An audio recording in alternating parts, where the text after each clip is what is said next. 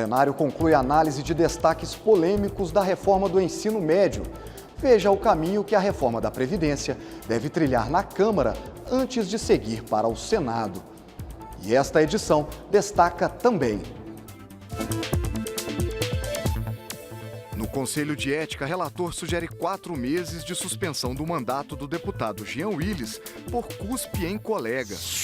No plenário, sessão solene homenageia o centenário do político Miguel Arraes, lembrado pela luta contra a ditadura.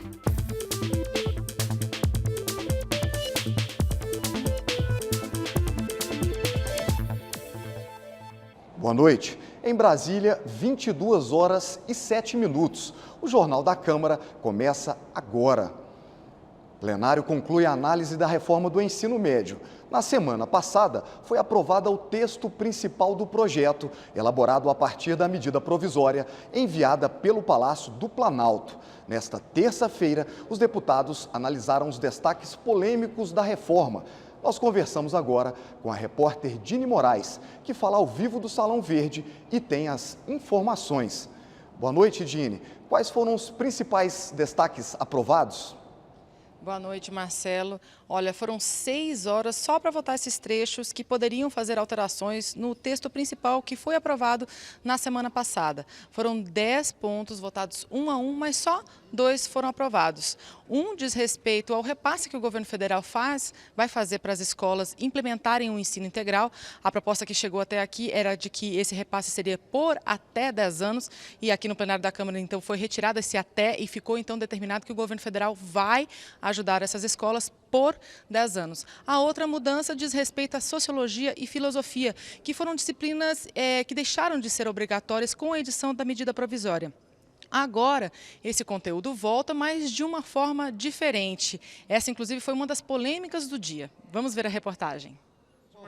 A discussão começou pelo ponto que pediu o aumento dos repasses feitos aos estados por meio do Fundeb, o Fundo de Financiamento da Educação Básica, já que o texto principal da medida provisória aumenta a carga horária do ensino médio, mas a sugestão foi rejeitada. A medida provisória, na sua política de fomento, garante apenas o repasse financeiro para a escola em tempo integral, ou seja, para escolas que implementarem 1.400 horas. Como nós alteramos a medida provisória no projeto de convenção para 1.000 horas, num prazo de 5 anos, nós queremos estender a política de fomento para as 1.000 horas. Nós não podemos simplesmente buscar de um fundo que é finito. O Fundeb tem a sua previsão orçamentária definida.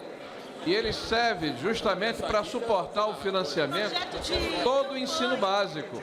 Então essa emenda, por mais meritória que ela seja, é inócua. Um outro ponto destacado pretendia incluir uma nova disciplina no currículo do ensino médio, direitos políticos e cidadania. Mas essa emenda também foi rejeitada. Os nossos jovens hoje aprendem matriz, logaritmo, seno, cosseno e não aprendem seus direitos básicos. Nós estamos sendo vítimas disso, porque os nossos jovens, a nossa geração, não sabe o que faz os nossos vereadores, os nossos deputados federais, os nossos deputados estaduais. Apesar de concordarmos com a deputada Renata Abreu que essa matéria de educação política ela é fundamental no país, mas nós não podemos desfigurar a origem do projeto da medida provisória. Eu também tenho um projeto de lei no mesmo sentido da deputada Renata Abreu, mas ele vai de encontro com a ideia da medida provisória, que é exatamente deixar para a Base Nacional Curricular essa definição e para que a gente possa flexibilizar o ensino médio no nosso país. Outra polêmica se deu em torno do uso da educação à distância no ensino médio, que o texto aprovado na semana passada admite. Houve muito debate, mas a permissão foi mantida. Se hoje nós temos um ensino médio que não é uma escola atraente para os nossos jovens, não vai ser com a educação à distância que a gente vai tornar esse ensino médio atrativo. Entendemos que é importante, sim, em algumas faixas de ensino, nós usarmos as ferramentas e tecnologia para incorporar novos conhecimentos, mas não no ensino médio. Isso é uma perigosa porta de entrada para a privatização do ensino médio brasileiro. Eu queria que as pessoas colocassem o pé no chão. A Amazônia faz hoje um grande trabalho de ensino médio,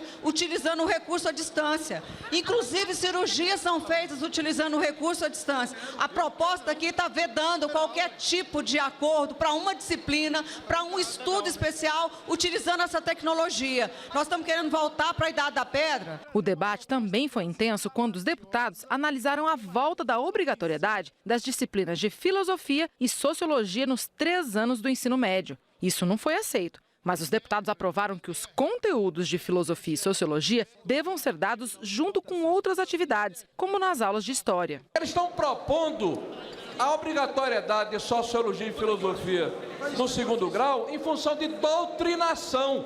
Por que eles não estão preocupados com física, com química, com biologia? Só estão preocupados com filosofia e sociologia, que vai estar na base comum e dentro do itinerário de humanas. E no itinerário de humanas, quem quiser se aperfeiçoar em sociologia e filosofia terá a oportunidade. Essas declarações comprovam a urgência premente no ensino médio de filosofia e sociologia, para a gente não ser tacanho, tecnocrata, redutor e não... Aliás, o sociólogo Fernando Henrique, que é um homem muito estudado, há de concordar. Então, pelo amor de Deus, não vamos nos mediocrizar até no debate. O ministro da Educação, Mendonça Filho, acompanhou presencialmente as votações e comentou a expectativa pelo resultado final antes da conclusão. A minha expectativa é de que a gente possa manter o texto na sua base quase que inalterado.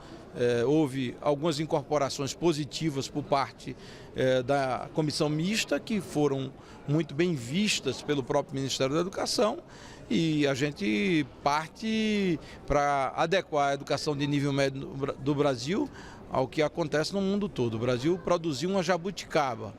A educação de nível médio no Brasil, ela é fixa, onde não se valoriza o protagonismo do jovem e não se oferta itinerários formativos que valorizem, por exemplo, a formação técnica profissionalizante, com um currículo engessado e, portanto, ela precisa mudar.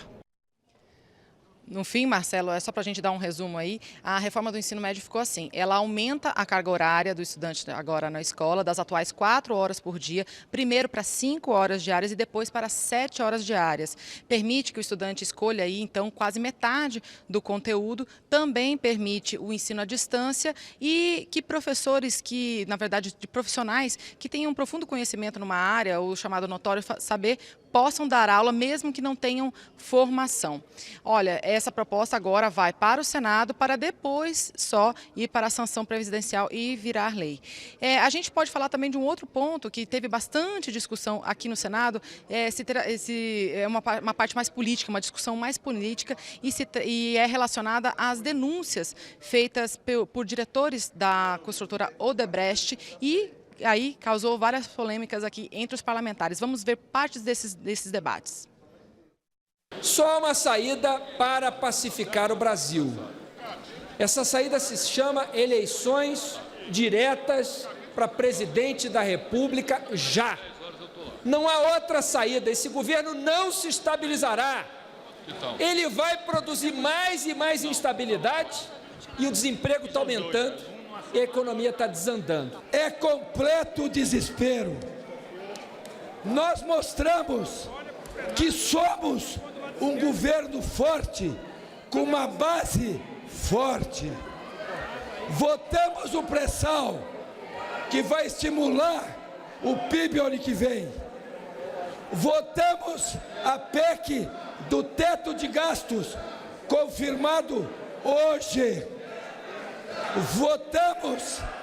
Estamos votando.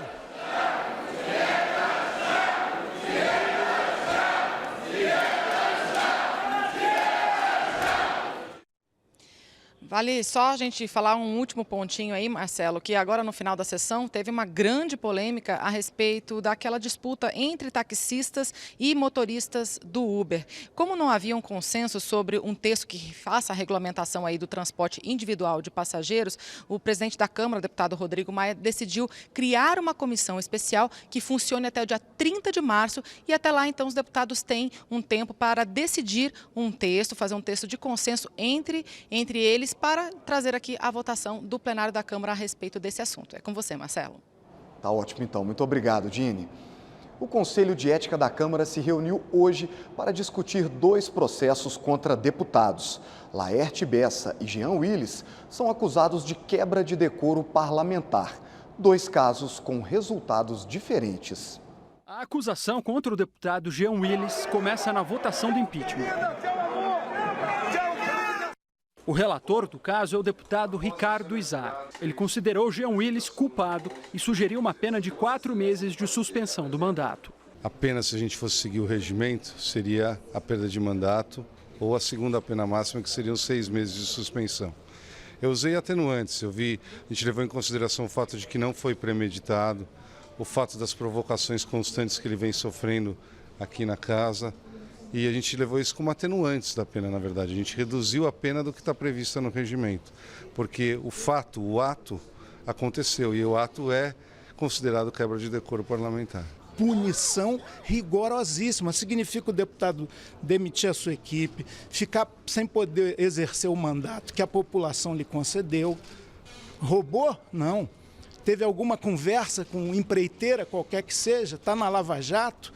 Está no Mensalão? Claro que não. Ainda tem muito debate para ocorrer nesse âmbito daqui. Eu espero, para o bem do parlamento, que ele fique nesse âmbito. A leitura do relatório só deve ser concluída nesta quarta-feira.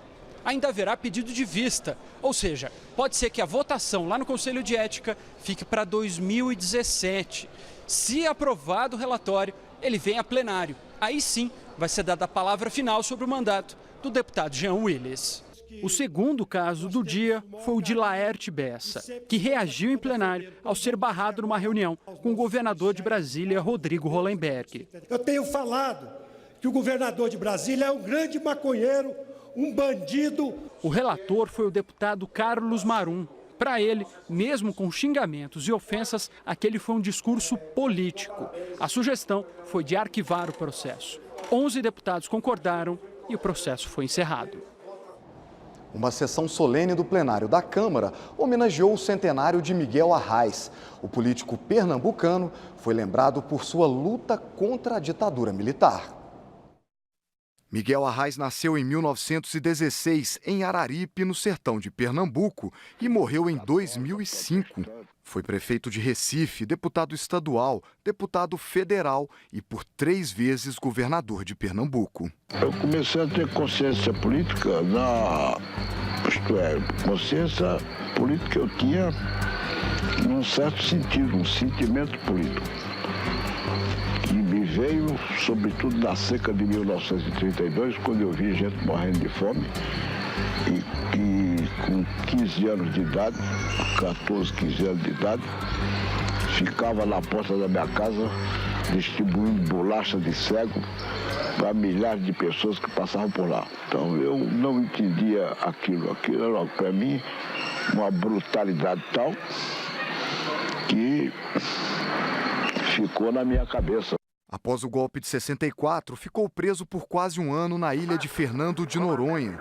Depois conseguiu um habeas corpus e se exilou na Argélia. Chegou a ser condenado a 23 anos de prisão pelo crime de subversão. Só voltou ao Brasil em 1979, depois da anistia. Em seu retorno, houve uma manifestação popular que reuniu milhares de pessoas no Rio de Janeiro. Para comemorar o centenário de Miguel Arraes, a Câmara fez uma sessão solene que contou com a presença de políticos de todo o Brasil. O Arraes não foi um político comum. O Arraes não foi uma representação que significasse na política tradicional. Ele foi uma pessoa que se identificou com o seu povo, marchou com o seu povo, fiel ao seu povo. A história do Brasil terá sempre uma página dedicada a esse sertanejo pernambucano. Mais cedo, o plenário da Câmara se transformou em comissão geral para debater o marco regulatório que legaliza os jogos de azar no Brasil. Uma comissão especial aprovou em agosto um texto substitutivo do deputado Guilherme Mussi, do PP de São Paulo, que regulamenta a atividade de cassinos, bingos, caça-níqueis, apostas, jogos online e o jogo do bicho. Dezenas de especialistas e parlamentares se revezaram no microfone contra e a favor da matéria. Me posiciono totalmente contra a legalização dos jogos de azar no Brasil. É uma medida que, ao contrário do que defendem, destrói a família, corrói as riquezas e o patrimônio do trabalhador e facilita a prática de crimes contra o fisco. Com a legalização, o país vai ter um controle, o país vai receber impostos, as pessoas vão trabalhar com carteira assinada e vai ter o controle da ludopatia, porque os cassinos identificam a pessoa que é viciada e que pode ser tratada e pode ser acompanhado.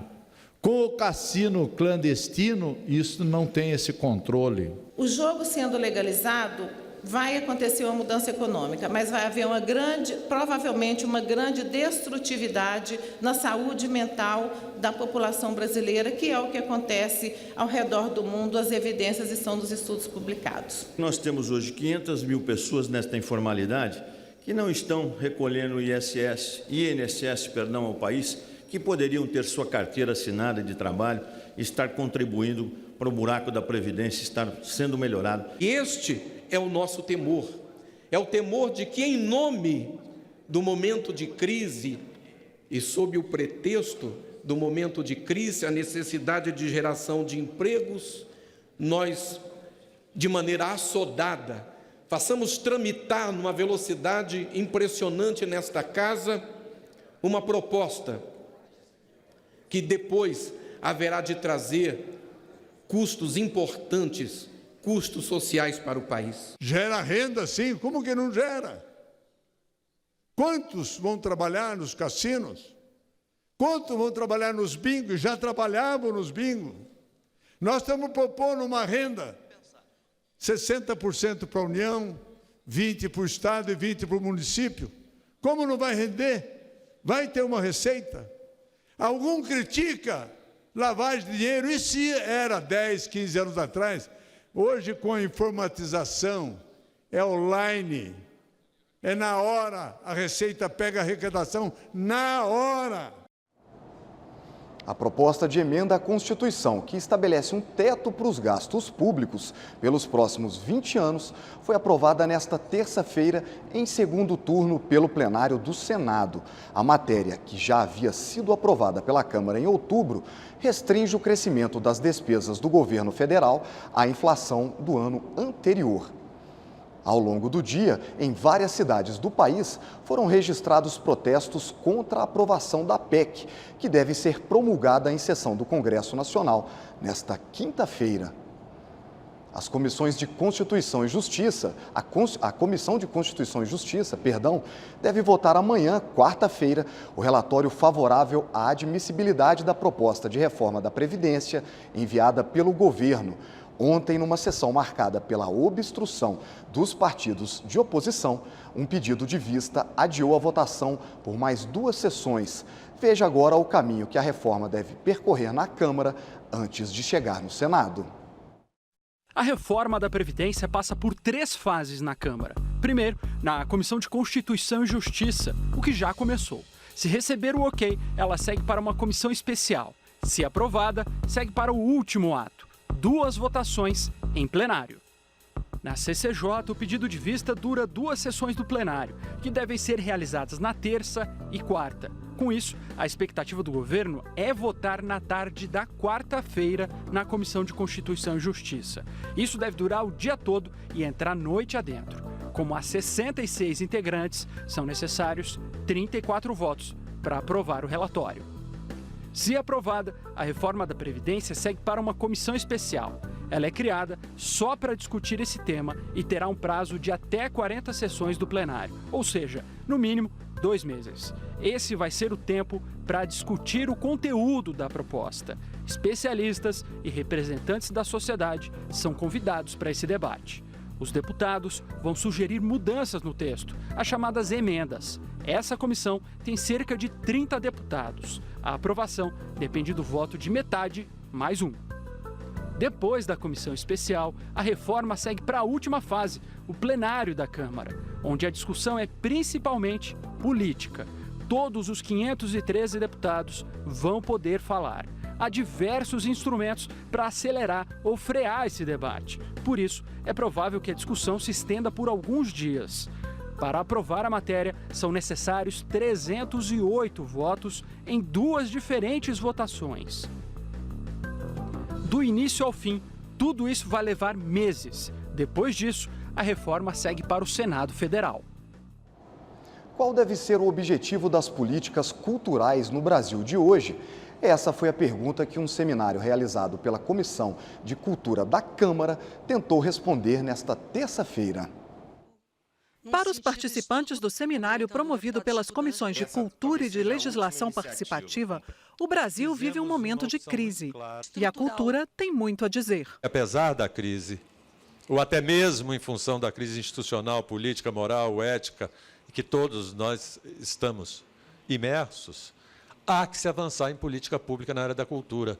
Se tem algum setor que pode contribuir nessa discussão sobre ética, é a cultura. A escritora Márcia Tiburi explicou o que é cultura. A cultura é tudo aquilo que se faz, por um lado, e, ao mesmo tempo, por outro lado, ela é a tentativa de criar consciência sobre aquilo que se faz, e, nesse sentido, a cultura produz obras. A cultura é a produção também artística. Quando a gente encontra um espetáculo de dança, quando a gente encontra um filme, quando a gente encontra uma música popular, tudo isso é cultura. Este professor reconheceu que fazem parte da cultura manifestações contraditórias. É óbvio que existe uma cultura que é racista, óbvio que existe uma cultura que é machista, uma cultura homofóbica, uma cultura carregada de preconceitos de classe, de preconceitos de discriminação de origem de pessoas que são de determinados territórios e são, na verdade, vilipendiados, que são humilhados por pertencerem e nascerem naqueles territórios. Isso é cultura também, porque a cultura é humana e, portanto, tem todas as contradições que nós, seres humanos, temos. Ele defendeu incentivar um tipo de cultura. Uma cultura que busque resolver essas tensões, essas contradições, por meios democráticos, pacíficos. Outro professor tratou de como incentivar a cultura. Você não precisa levar cultura. O importante é que o Estado reconheça os territórios, reconheça as vocações culturais desses territórios e possibilite o desenvolvimento dessas vocações dentro desses espaços. O papel econômico da cultura foi lembrado. O dia que conseguirmos dar a isso uma rede nacional que funcione de uma forma concatenada, organizada, nos mais diversos recôncavos que nós temos no país, e realmente a cultura pode ser, e a produção e a ação cultural, um dos eixos do desenvolvimento econômico desse país. Com base em dados de estudos, o seminário discutiu limites do modelo atual de incentivo. Tudo que a região Norte e Nordeste captou na Lei Rouanet em toda a sua história, de 93 até 2015, equivale a um ano da região Sudeste. Esse ano de 2016 já se caiu em torno de 53% o financiamento da cultura através da Lei Rouanet. Participantes do seminário defenderam substituir a Lei Rouanet pelo Procultura, um fundo de incentivo com novas regras. O projeto foi aprovado pela Câmara e atualmente está em análise no Senado. Veja agora outros assuntos que foram destaque na Câmara nesta terça-feira. A Agência Nacional de Vigilância Sanitária informou que os preços dos remédios subiram equivalente à metade da inflação nos últimos 10 anos, graças à regulação do mercado. O tema foi debatido na Comissão de Seguridade Social e Família. Ambientalistas criticam o descontrole na pesca e a falta de investimentos e estudos no setor durante debate na Comissão de Meio Ambiente. Eles advertiram que algumas espécies podem entrar em extinção, como o dourado, se continuar a pesca predatória. A Comissão de Relações Exteriores e de Defesa Nacional discutiu a reforma previdenciária dos policiais e bombeiros militares. Os PMs afirmaram que, em razão das peculiaridades do seu trabalho, não podem ser incluídos no regime comum previdenciário nem na atual reforma. A Comissão do Esporte entregou o prêmio Manuel José Gomes Tubino a profissionais de educação física que se destacaram neste ano. O presidente da Câmara, Rodrigo Maia, enfatizou a importância da educação física para a educação e a saúde dos jovens. Os vereadores são os políticos mais próximos da população, pois participam do dia a dia dos eleitores em suas cidades. Além de elaborar as leis municipais, os vereadores fiscalizam e acompanham de perto a aplicação dos recursos das prefeituras brasileiras.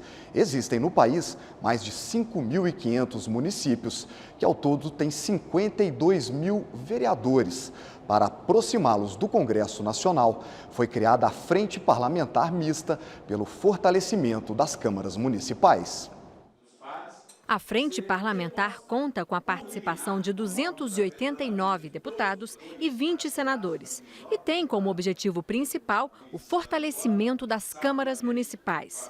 Para isso, a Frente pretende criar formas de participação dos vereadores no processo legislativo federal e desenvolver gestões para que as câmaras tenham autonomia legislativa, recursos humanos e financeiros essenciais ao seu funcionamento.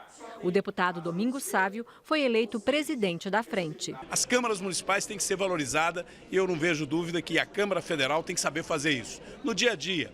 Até porque muitas das vezes o vereador quer ajudar a resolver um problema na sua cidade, mas ele não tem ali as condições para resolver esse problema. Então ele precisa ter apoio aqui na Câmara Federal.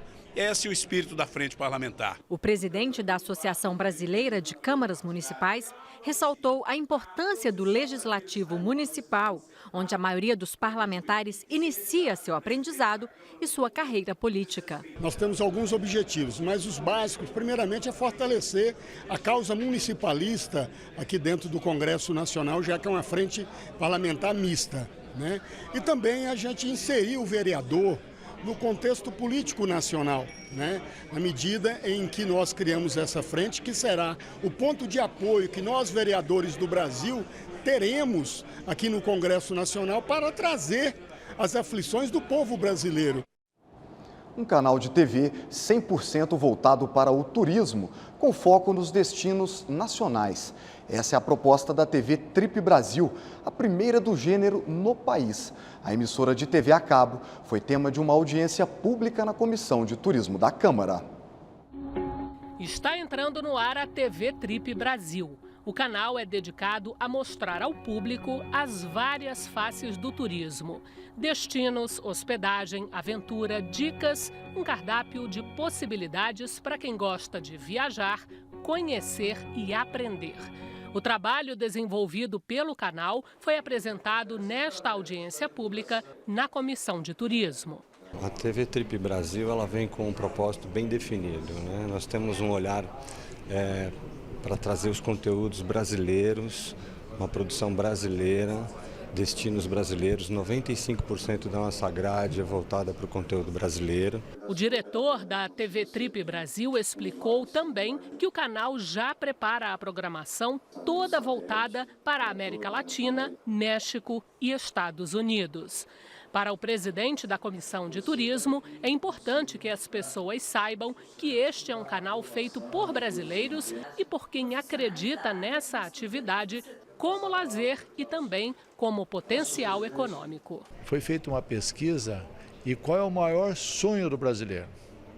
Não é nem a casa própria, é conhecer o Brasil. Esse é o sonho do brasileiro.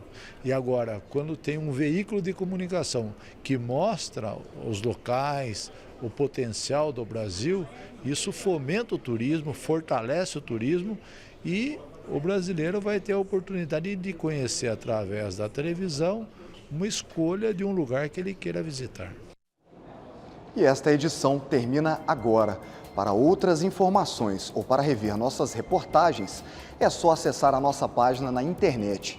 O Jornal da Câmara volta amanhã. Até lá!